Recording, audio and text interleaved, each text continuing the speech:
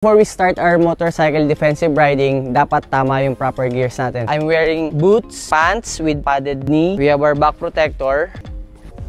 Ito yung back protector. Pinaprotektahan niya yung spinal cord natin in case of impact or may bumangga sa atin. Jacket, padded shoulders, padded elbow. So, nasa loob na siya mismo ng jacket. Itong riding jacket natin, syempre kailangan natin gamitin in case of impact.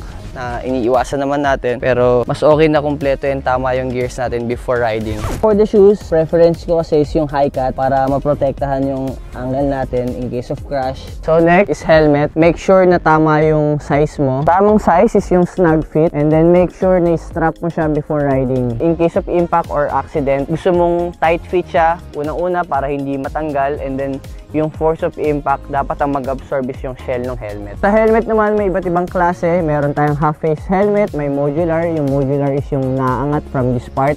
And then this type of helmet is a full-face helmet na which I recommend for any type of riders. Maikse, mahaba yung ride. Kasi ito yung nagbibigay talaga ng tamang protection sa atin.